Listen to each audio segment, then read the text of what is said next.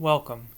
The purpose of this presentation is to learn how to write letters of counseling, admonishment, and reprimands for the Air Force. Not only will you learn the formatting and proper wording, but you will also learn why the system is set up the way that it is.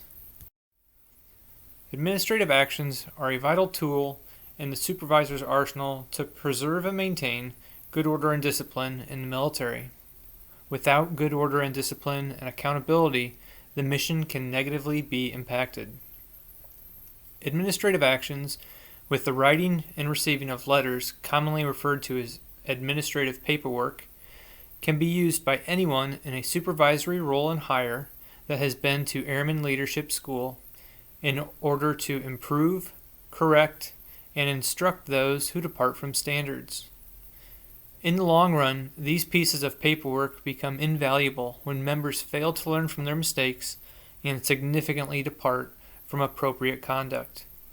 The paperwork has two purposes: correct behavior and turn bad apples into stellar airmen, or it is a chronological paper trail that assists in removing the bad apples from the military through administrative demotion, administrative discharge, or court-martial. If paperwork is written incorrectly or is otherwise legally insufficient, it can make the removal of a poor working member difficult, if not impossible. Unlike Article 15 of the Uniform Code of Military Justice, or the UCMJ, and court-martial procedures, the evidence required to implement paperwork is very low. For those of you that have seen law shows on television, certain offenses require a person to be guilty beyond a reasonable doubt. In the instance of administrative paperwork, there only needs to be a preponderance of the evidence, or a chance greater than 50%, that the member actually did something wrong. Through the processing of paperwork, the issuer and authority level of other command personnel can only increase throughout the process. What I mean is, if the commander issues the paperwork to the member, the first sergeant cannot then sign the endorsements that follow the initial issue. This would seem like common sense, but sometimes commanders are busy or TDY, and they may be temporarily unable to finish the process. Unfortunately, another reason for this is the chain of command itself. If a higher authority level found it important enough to initially serve a member, and later a lower ranking person completed the paperwork, there is no guarantee the commander's intent was actually carried out. The commander may have served paperwork on a member for a certain reason, but the member could have responded to that commander and was able to explain the one and only reason the member was receiving paperwork in the first place. These situations have arisen during courts-martial, and the paperwork was later found legally insufficient. Also, per Air Force Instruction 36-2907, paragraph 4.5.1.6, dated 26 November 2014, the person that initiates the action must notify the member receiving the paperwork of the final decision within 3 duty days of receiving rebuttal statements. In order for administrative paperwork to be official, it must also be placed in the member's personnel information file, or PIF, or a UIF, or unfavorable information file, as soon as the fourth endorsement is signed. If the paperwork is placed in the PIF, the first sergeant should stamp it and write the date it was filed. If the paperwork is placed in a UIF, or one will be created due to this piece of paperwork, the decision must be then made by the commander. If either of these requirements are not met, the paperwork is considered not legally sufficient and becomes ineffective. So there is no such thing as a desk drawer piece of paper. If it goes in a desk drawer, it'll never come out of that desk drawer, whether the threat is legitimate or not. Paragraph 4.5 of the previously mentioned AFI also lays out 6 requirements that must be stated in the administrative paperwork. Even though these are the only requirements stated in the AFI, more additional information will be covered throughout this presentation to ensure paperwork is never found legally insufficient. The paperwork must state what the member did or failed to do, citing specific incidents and their dates. This is usually found in the first paragraph. Next, what improvement is expected and that further deviation may result in more severe action. This is usually found in the second paragraph. Next, the member will have 3 duty days to submit rebuttal documents to the initiator. This is usually in paragraph 4, which is also known as the last paragraph. Next, all supporting documents received from the member will become part of the record. This is usually in paragraph 3 and/or paragraph 4. Last, the initiator has 3 duty days to advise the individual of their final decision regarding any comments submitted by that individual. Something I will point out in a template I created is that you should refrain from placing references to the UCMJ in the administrative paperwork. I say this because most people are not properly trained on the UCMJ, its offenses, and the elements of each offense. In order for someone to have committed a UCMJ violation and be found guilty, the member must have met all elements of the violation.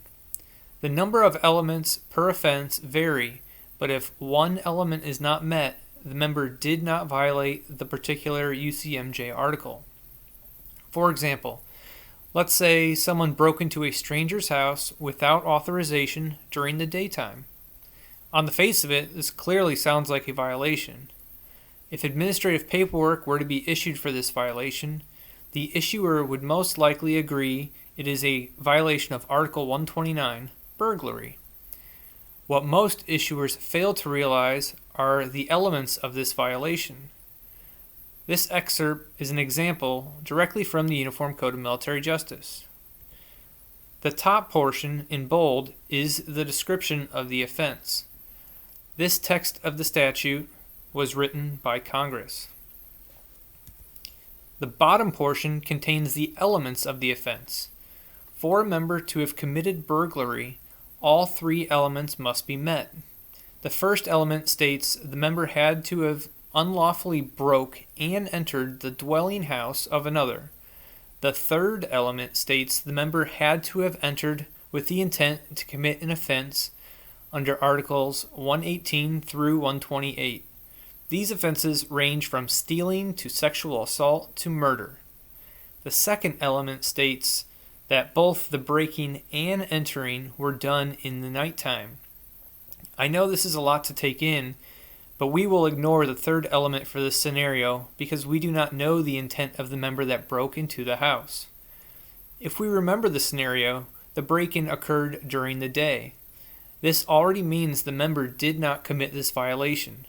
The second element further states both the breaking and entering were done at night. So if the member broke in during the day and left at night, or broke in at night and left during the day, they also did not violate this article as it is written. There are some words in these elements that may require clarification. What exactly is considered nighttime, or breaking, or entering? What is the dwelling house of another?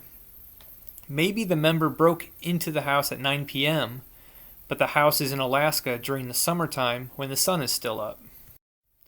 All of these questions have answers or explanations in the UCMJ. The explanation of nighttime, according to this UCMJ excerpt, is the period between sunset and sunrise when there is not sufficient daylight to discern a person's face. That explanation pretty much means it is reasonably dark outside, and therefore you cannot see the other person.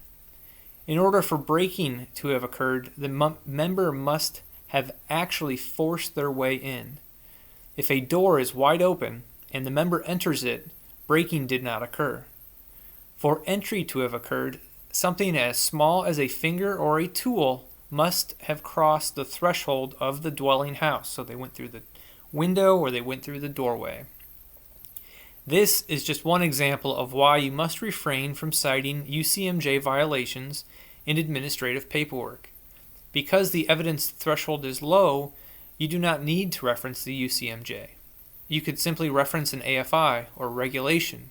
If a member violated it without referencing Article 92 of the UCMJ, which is violation of a lawful general order or regulation. Now that we have some of the background information out of the way, let's go over the format and writing of the paperwork. As we walk through the next few slides, we will cover two documents. The first document will have a red border. This will be the template that I created. The other document will have a green border. This will have a sample. This is a sample that I filled out of a letter of reprimand. When this presentation is over, I will show you where to get this template. The first thing we will cover is the top portion of the administrative paperwork. This contains who is receiving the paperwork, who is issuing the paperwork, and the type of paperwork. This also includes a formatting of the letterhead, but check with your local unit and installation for appropriate letterhead. In the template, everything in red will need to be correctly filled out when this action is issued. Everything throughout this template will have the appropriate uppercase and lowercase information pointed out per the tongue and quill. For those of you that do not know, the tongue and quill is the Air Force's guide on how to properly write and format all communications in the Air Force. I will briefly touch on some of the stylings as we go through this. For the date format in the top right, you may use the long version or the short version as long as you are consistent throughout the entire action. It is easier to use the short version because spelling errors are minimized, and the long version tends to take up additional amounts of space that you may not have. From this point forward, it is very important the type of action is consistent throughout the paperwork. If the paperwork is a letter of reprimand, as is the case in the example I will be using, be sure every part of this action says letter of reprimand. I strongly recommend using the find and replace function in Microsoft Word. It is also located by holding down Control and the F key at the same time. If the subject says this action is a letter of reprimand, and later in the paperwork it says the member is hereby counseled, a consistency issue exists. Note, if you do find and replace, enter letter of counseling, admonishment, reprimand, all the wording that is currently on the subject line of the template. Without the quotes in the find field, place those words. In the replace field, just simply type in letter of reprimand. This is, of course, if your paperwork is a letter of reprimand. Otherwise, use the appropriate letter of counseling or letter of admonishment. These actions have been found legally insufficient on the basis alone and thrown out when there is a consistency issue. It clearly shows the paperwork was copied or a previous piece of paperwork was copied. It further displays the paperwork was not important enough to be checked multiple times by multiple people in the chain of command before it was served. This action does not rest solely on the issuer's shoulders to perfect. Ask the first sergeant or your supervisor for a spot check. It is unfortunate when a bad troop that clearly is not fit for military service gets to stick around and remain a hindrance to the unit because all of the paperwork used to have the member demoted or discharged was invalid. Next, we will review the first paragraph of the action. Our template directs what the person did wrong and when it occurred should be placed in this paragraph. Like we previously discussed, do not make references to UCMJ articles unless you are absolutely positive you know what you are doing and it has been reviewed by someone that knows what they are reviewing. For example, the first sergeant, commander, and or somebody from your local legal office. Our example is a relatively straightforward one for a PT test failure. It does not have to be a book, but the more detail the better if the violation is not a simple and straightforward one, or multiple violations exist and that is the purpose of the paperwork. Next is paragraph 2. Our template shows that this is the reprimand paragraph. This is where you stick it to the member. Detail how the member's actions and departure from standards has impacted their career, the unit, and the mission. Remember, this is also a rehabilitative tool to stop the member from making further mistakes in the future. Explain to them what improvement is expected and how they can come back from this. This document has many purposes, and the reason you document what improvement is expected is for when they do mess up down the line, this document serves as proof of them being told what not to do, but also for their deviation of standards may lead to something more serious. Should this document be used down the line to warrant escalation to an Article 15 or court-martial, not only do you have evidence the member was warned not to make the same mistake again, but their response to this action will most likely state they learned their lesson and they will never ever make this mistake again. Once you have discussed expected improvement, the last line should state further deviation, or some words to that effect, may result in more severe action. Another important buzzword here is the word may. The reason the word may, or something similar to it, should be used is for due process concerns. Remember, everyone is innocent until proven guilty. Just because it looks like the member made another mistake in the future, any word that is used here specifying harsher action will actually take place is a prejudgment of that new offense. The member must have due process, which means they should not be assumed to be guilty without having the ability to rebut the accusations against them. Also, if you use an absolute term stating further deviation will lead to harsher action and you fail to take that action, your credibility with the member and the unit could negatively be impacted. The member could go around bragging that they stuck it to the commander because he said he was going to take action and he actually did not. The safest final line in this paragraph is further deviation may result in more severe action, which is shown in our example. The reprimand paragraph can sometimes feel like a daunting task, and writers do not know where to begin. In the very near future, I will upload violation-specific reprimands to aid in getting the wheels spinning. Those reprimands can be found with other resources at the end of this presentation. Paragraph 3 contains the exact wording in both the template and the sample. This paragraph will always look like this. It will be verbatim. If certain words or information are omitted, the entire administrative paperwork can be deemed legally insufficient. As of this publishing, this paragraph is not listed in the appropriate regulation as a mandatory inclusion for administrative paperwork. However, it serves as a legal notice to the member of their rights and protections under the Privacy Act. Due to continuously strict focus on Privacy Act breaches, protections, and violations, anticipate this change to near-term amendments to AFI 36-2907. Paragraph 4 covers two of the final requirements that were laid out in the AFI. The member is notified they have 3 duty days from receiving the paperwork to respond, and that any response will become part of the official record. Again, remember to distinguish what type of paperwork this is. Our sample is a letter of reprimand. This is the first time we see a signature block as well, and the appropriate formatting for this is derived from the previously mentioned tongue and quill.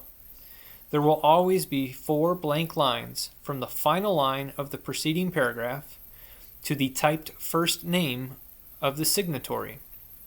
The signature block will also be tabbed over at 3.25 inches to the right of the left margin. Plus, there will be 3 spaces. If you look at the sample, all of the paragraph markings display the proper formatting and spacing.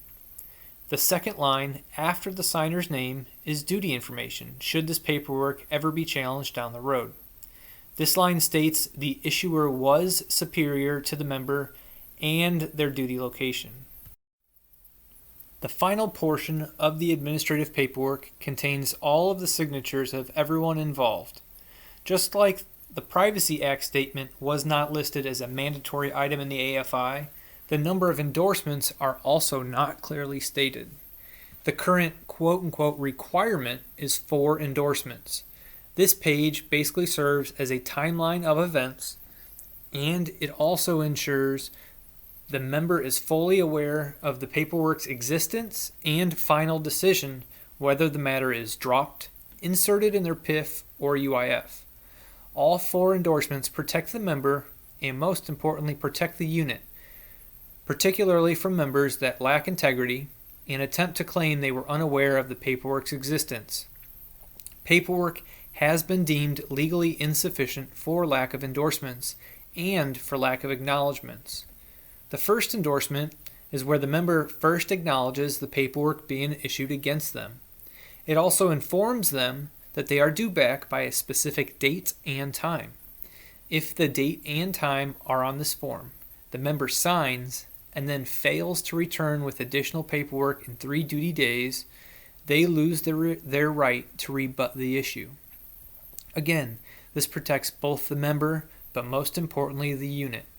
Because the endorsement began on a page separate from the administrative paperwork itself, it is important to provide a reference at the very top of this page in the event the pages are not stapled or otherwise become separated from one another.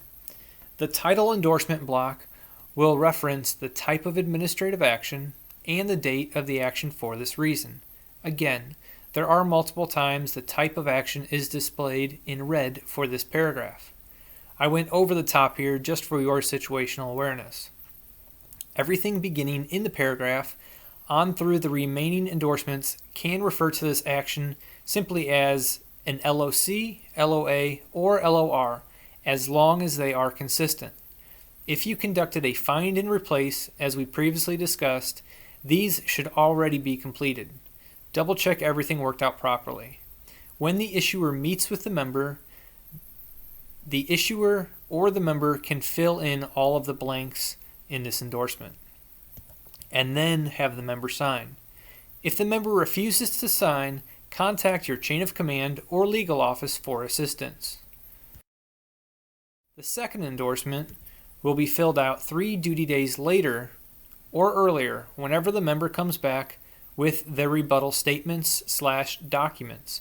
The member will initial or mark the appropriate box depending on whether they have a rebuttal or not. Again, this shows that the member did or did not put forth matters to rebut their cause, instead of the issuer or higher authority taking action without considering said rebuttal. It also lets future reviewers know a rebuttal statement or additional documents should accompany this paperwork. If that paperwork is missing, it could be legally insufficient as far as the record goes. It is important to note the format of the date block for this and the final 2 endorsements. If this action is on the verge of a month change or a year change, and you are not sure when each step will be accomplished, the cleanest course of action may be to leave a blank line instead of filling in the month. In the sample, instead of pre-typing JUL for July, you would just leave a blank line. The third endorsement contains the final decision of the issuer or commander. If a UIF was on the table, the commander would sign this line stating the paperwork will be placed in the UIF. If a UIF is a possibility, it is best to prepare this paragraph for all possible outcomes. This paragraph is set up in story format, and it is important the proper story is told by circling applicable options and or crossing out non-applicable options. This template is set up for a supervisor to continue issuing the paperwork to their subordinate instead of a commander. If the storylines are in this paragraph, which is almost the case these days, the story must make sense. If 2 lines are crossed out or the story does not make sense and the final decision is confusing, the paperwork may be found legally insufficient. I will display some examples in a few minutes. Now, what I mean by the story is, if you look at the sample, it says member did, and then the words did not are crossed out. Basically how it's set up is the sentence could read the member did provide matters or the member did not provide matters. In this instance, because did not is crossed out, we're not going to say those words. So it reads member did provide matters in response to this letter of reprimand. The fourth and final endorsement is the member acknowledging the final decision regarding this action. If the member down the road claims they didn't know they had a strike against them when they screwed up, or they did not know they had administrative paperwork in their file, this serves as proof. Even though this process seems tedious, it is actually very quick and easy once you do it only one time. Now we will quickly go over some examples so you know what is wrong and what not to do. In this example, an older format was used. On it, the member failed to state whether they intended to submit matters. This feature of making a decision to submit matters before the actual due date has since been scrapped because sometimes members will get lazy and they do not get around to making matters or submitting them even though they had initially planned it. Because this decision was not marked and the member never acknowledged the paperwork, it was determined to be unknown if the member was aware they had paperwork against them. Again, this example is older, but it was an example of why multiple endorsements exist today. Again, neither option was marked. In this case, it was an important detail that was omitted. The final decision of the action was unknown. Now getting back to why you do not use UCMJ references in administrative paperwork. The line reads, "By failing to go to your appointment, you violated Article 92 of the Uniform Code of Military Justice." Failing to go somewhere is actually a violation of Article 86 of the UCMJ, not 92. A common misconception exists that anytime someone does something they are not supposed to do in the military, it is automatically a violation of Article 92 or Article 134. In this current case, if the member was actually given a lawful order to not miss an appointment and then they did miss that appointment, Article 92 would work. Paragraph 1 nor Paragraph 3 stated that that was the case in this particular instance. This piece of paperwork was deemed legally insufficient and thrown out of court.